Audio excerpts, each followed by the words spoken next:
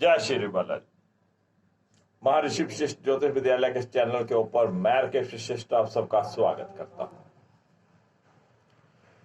बहुत ही जल्द 2 जून को मंगल मिथुन राशि छोड़कर कर्क राशि में प्रवेश करने वाले हैं और कर्क राशि मंगल की नीच राशि है। 2 जून से लेकर 20 जुलाई तक मंगल देव कर्क राशि में रहेंगे। कर्क राशि जल तत्व राशि है जो कि चंद्र की राशि है और मंगल अग्नि तत्व को बिलोंग करते हैं। तो अग्नि तत्व का जल तत्व में जाना कोई बहुत अच्छी बात नहीं। आप जानते हैं कि अग्नि या तो जल को सुखा देती है या जल अग्नि को बुझा देता है। तो मंगल का नीच होना क्या क्या फल देगा, किस किस लगन के लिए, उसके ऊपर करेंगे बात। मेष लगन से लेके मीन लगन तक। इससे पहले कि हम मेष लगन की बात करें, एक बात मैं यहाँ पे और कहना चाहूंगा कि मंगल और शनि बिल्कुल आमने सामने आ जाएंगे और मंगल शनि का बिल्कुल आमने सामने आना आने वाले समय के लिए बहुत अच्छा नहीं है। एक्सीडेंट, दुर्घटनाएं इनकी वृद्धि हो जाएगी। चोरी डकैती आदि में भी कहीं ना कहीं मंगल शनि का हाथ होता है। लूटपाट की घटनाओं में तो मंगल शनि का बिल्कुल आमने सामने आना बहुत अच्छा नहीं है। इसके बाद जब मंगल राशि बदलेंगे, सिंह में जाएंगे, तो शनि और मंगल में अष्टाष्टक योग बन जाएगा जो कि और भी गंभीर होगा। चलिए इस चर्चा को फिर करेंगे, लेकिन अब हम शुरू करेंगे कर्क राशि का मंगल जो कि नीच राशि में रहेगा। मेष लगन वालों के लिए क्या फल देगा। मेष लगन वालों के चतुर्भाव में मंगल देव रहेंगे। मेष लगन वालों को अपनी सेहत का पूरा ध्यान रखना चाहिए। मंगल के ऊपर शनि की दृष्टि रहेगी। मंगल अष्टमेश भी है। किसी भी प्रकार की चोट, एक्सीडेंट हो सकता है, उसका ध्यान रखना चाहिए। अपनी माताश्री की सेहत का ध्यान रखें। आपके मन में जो अग्रेसिवनेस होती है, चिड़चिड़ापन और तेजी, ये सब चीजें बढ़ेंगी। घर परिवार में गृहस्थ क्लेश की स्थिति बन सकती है। किसी भी प्रकार की जमीन, जायदाद, प्रॉपर्टी, घर, व्हीकल नहीं खरीदे जब तक मंगलदेव नीच रहेंगे और अपनी सेहत का खास ख्याल रखें। मन के ऊपर काबू रखना बहुत जरूरी है।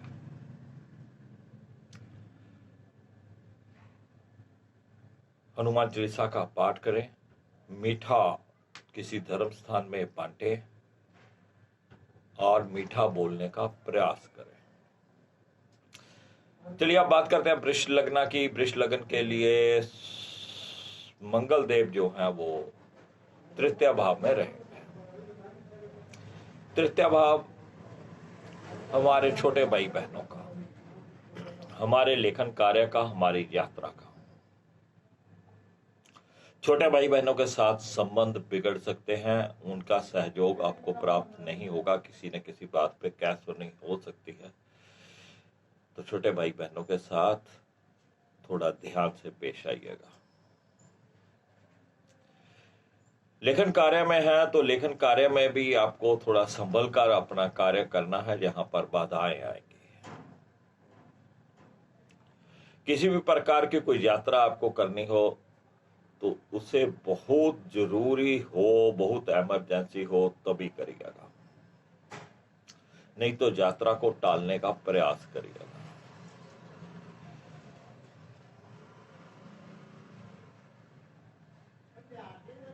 चतुर्भाव के चलिए अब बात करते हैं मिथुन लग्न की। मिथुन लग्न के लिए मंगल द्वितीय भाव में रहेंगे। द्वितीय भाव हमारी वाणी का है, हमारे परिवार का है, हमारी सेविंग्स का है। तो यहां पर जो आपकी सेविंग्स है उसको नुकसान होने का डर बना हुआ है। किसी को भी आप पैसे उधारे मत दीजिएगा। किसी भी पैसा दुगना तिगना करने वाली स्कीम में पैसे मत लगाइएगा।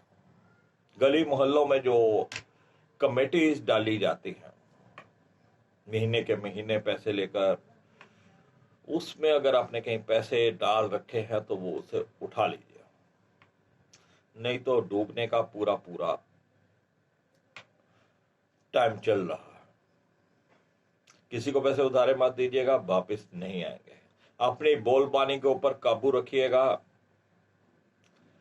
अपने परिवार में संतुलन बनाने की कोशिश करिएगा, नहीं तो आपकी बोलबानी के कारण, आपके जो रुपये पैसों के मसले के कारण आपके परिवार में किसी भी प्रकार का कोई ग्रह क्लेश हो सकता है।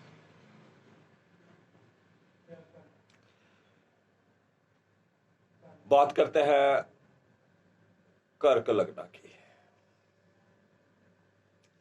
कर्क लग्न के लगन में ही मंगल देव आए और कर्क लग्न के लिए योग कारक होते हैं। आपके स्वभाव में तेजी आ जाएगी। आपके स्वभाव में तेजी आ जाएगी। आपका स्वभाव जो होगा वो थोड़ा अड़ियल सा, कोई ईगो वाला, कोई जिद्दी स्वभाव हो जाएगा। इसको आपको काबू में करना है। और कर्क लग्न के लिए मंगल देव योग कारक होते हैं। अगर कर्क लग्न की बात करें तो कर्क लग्न से मंगल दसम भाव के स्वामी होते हैं और पंचम भाव के स्वामी होते हैं। तो आपके कारोबार में, आपकी नौकरी में भी कहीं ना कहीं विघ्न आएंगे। जो विद्यार्थी हैं उनको भी अपनी एजुकेशन, अपनी परीक्षाओं की तैयारी में पूरा ध्यान देना चाहिए। उनकी अभी ध्यान यहाँ पे भटक सकता है और जो वो याद करेंगे उसकी आउटपुट बहुत अच्छी नहीं आने वाली है। अगर किसी का कोई लव अफेयर चल रहा था उसमें भी कहीं ना कहीं कुछ रुकावट आने वाली है। हनुमान चालीसा का पाठ करिए, मीठा बांटिए, हनुमान जी के मंत्रों का पाठ करिएगा। एक लाल झंडा लीजिएगा, उसके ऊपर लिखिएगा लाल संदूर से, यानी हनुमान जी वाले संदूर से लिखिएगा उसके ऊपर, बल बुद्धि विद्या दे मोहे। सिर्फ इतनी लाइन लिखनी है, बल बुद्धि विद्या दे मोहे, और उस झंडे को हनुमान जी को चढ़ा के आएगा। विद्यार्थियों को बहुत लाभ होगा।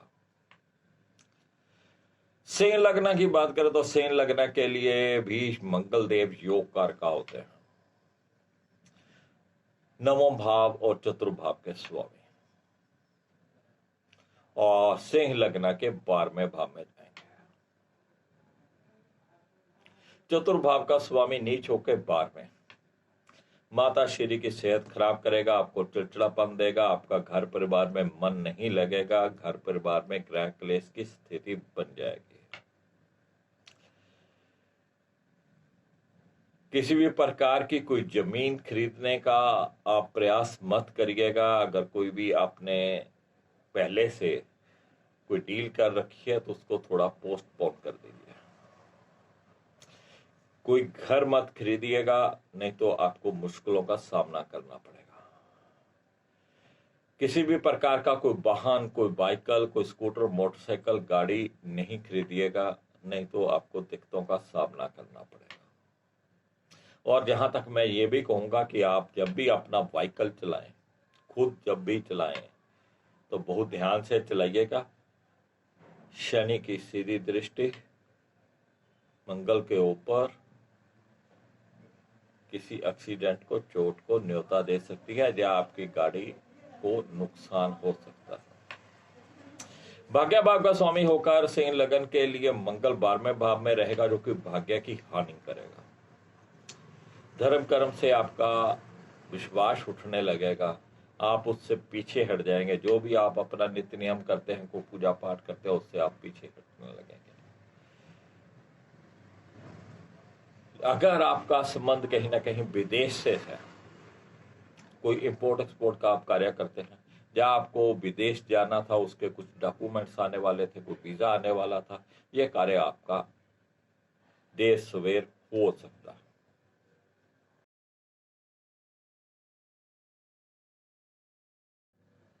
सिंह लगन वालों के विदेश से संबंधित कार्य बन सकते हैं,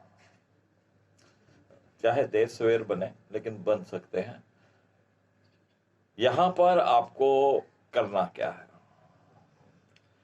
एक तो आप धार्मिक रहिएगा, क्योंकि जहां पे धर्म कर्म की हानि होने वाली है। थोड़ा धार्मिक रहिएगा, हनुमान चालीसा का पाठ करिए, दुर्गा चालीसा का पाठ करिए, दुर्गा कवच करिएगा, राम किसी भी प्रकार के आप जिस भी धर्म को मानते हैं, जिस भी भगवान को मानते हैं, उनका पाठ करिए। मीठा हलवा बनाकर वो आपको घर में भी खा सकते हैं आप, या बाहर किसी मंदिर में भी उसका प्रसाद बांट सकते हैं। जब भी मीठा हलवा बनाएं, मंगलवार को बनाएं। पानी उसमें नहीं डालना है, उसमें आपको दूध डालना है। घर का कोई भी सदस्य बना सकता है, लेकिन बांटना आपको है। चलिए बात करते हैं कन्या लगन की। कन्या लगन के लिए मंगल कोई बहुत अच्छे ग्रह नहीं होते हैं, और ये 11वें भाव में जा रहे हैं, वो भी नीच अवस्था में। आय की हानि भी करेंगे। अब जो 2 नंबर का काम करते हैं, ब्लैक मार्केटिंग करते हैं, उनको शायद कुछ फायदा दे दे, क्योंकि नीच का मंगल है वहां पे। लेकिन जो सही तरीके से व्यापार करते हैं या जॉब कर रहे हैं, उनकी आय में कमी के यहाँ पर उम्मीद बनती है, उनकी आय कम होने की संभावनाएं हैं। बड़े भाई बहनों के साथ अच्छे संबंध नहीं रहेंगे, उनके साथ संतुलन बना के रखिएगा। आपकी कुछ इच्छाएं रही हों, मुझे अगले महीने ये करना है, ये करना है, उसमें भी कुछ ना कुछ रुकावटें पैदा होंगी।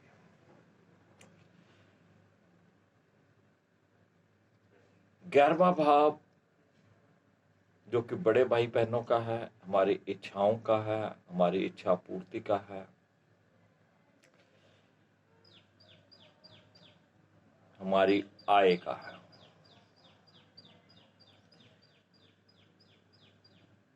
मंगल का यहाँ पे आना कोई बहुत अच्छी बात नहीं है, और वो भी कन्या लगन के लिए। मिथुन लगन हो या कन्या लगन हो, मंगल देव बहुत अच्छे ग्रह नहीं माने जाते हैं। तो बड़े भाई बहनों के साथ अच्छे संबंध बनाने का प्रयास करिएगा। और जो नौकरी करते हैं, जॉब करते हैं, उनको थोड़ा अपने कार्य में, अपने नौकरी में अलर्ट रहना है। टाइम पे जाना है, टाइम पे आना, अपना कार्य पूरा करना है, क्योंकि नीच का मंगल आपकी आय में कमी करेगा। तो आय की कमी का मतलब ये होता है कि कहीं ना कहीं आपको जवाब भी मिल सकता है आपकी नौकरी से। आपके वो कह दें भाई, अगर जवाब मिल गया तो आपकी आय तो कम हो ही गई। तो थोड़ा ध्यान रखिएगा अपनी इस जॉब में।